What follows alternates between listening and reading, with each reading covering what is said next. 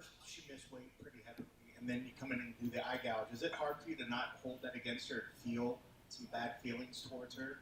Because I know a lot of you competitors, you want to go out there, you might talk a little bit of game, but then you fight and everything's done. But is this something where now you have something to carry over the fact that she bad had weight and now bad in the cage? I guess not for me personally, no, not necessarily. I'm fairly easygoing, I guess, so like it is what it is. Making weight, I feel like that is a big thing. Literally, as a fighter, you have two jobs. You have to make weight, you have to show up. So it's like she failed at doing one of those jobs. So I definitely don't think that's like an okay thing, but it is what it is, and I still got the win, still went out there and did what I needed to do, so nothing I can complain about. Did you have any sort of inclination that she was coming in heavy, and when she did, was there any thought that you weren't going to take the fight?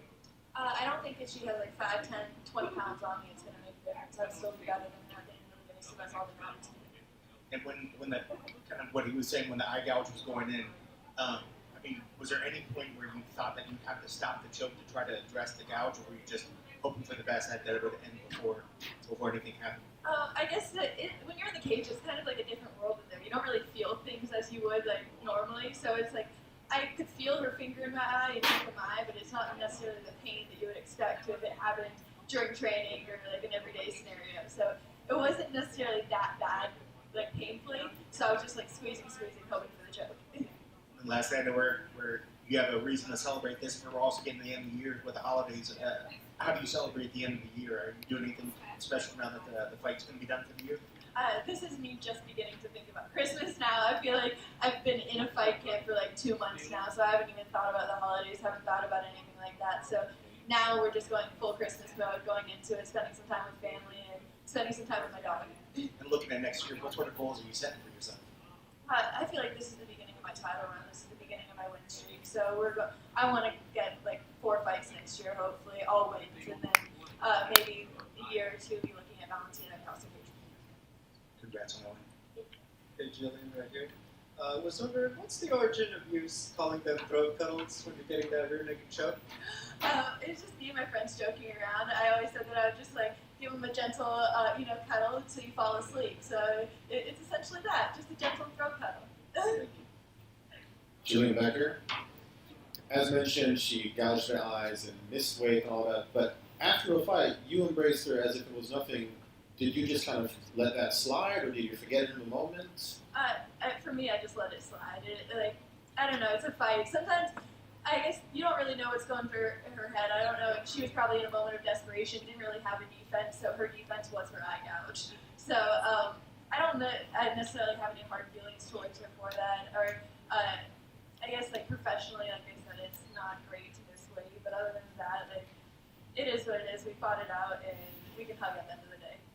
And at the weigh-ins, there was a sizable amount of fans chanting, "Savage, Savage." Are you noticing that you're sort of breaking into your own in the terms of like reaching out to UFC fans and getting a larger and larger following?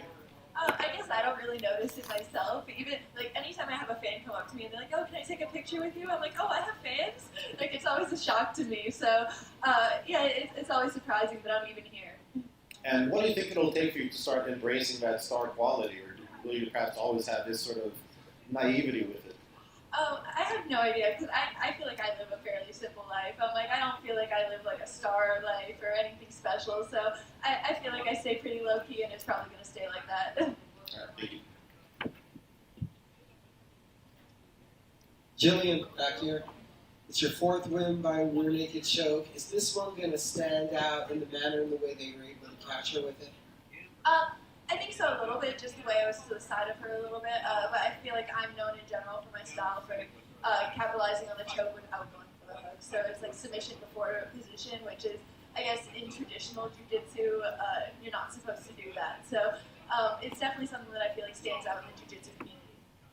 And also tonight, from on the mount, you were working those elbows beautifully. Do you feel like you took another step with your ground and pound this evening?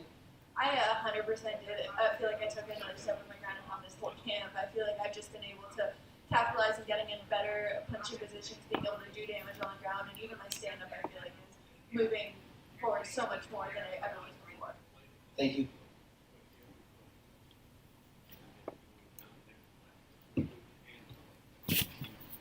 It's almost like you encourage encouraging people to take him down. And when you take him down, before you know what's going on, it's too late. And your meniscus is getting shredded. Men du, det är inte ljud på micken nu får. Yeah. Nej, fattar verkligen. Vet du vad problemet är? Kan det vara uttaget? Such a talent. XLR-uttaget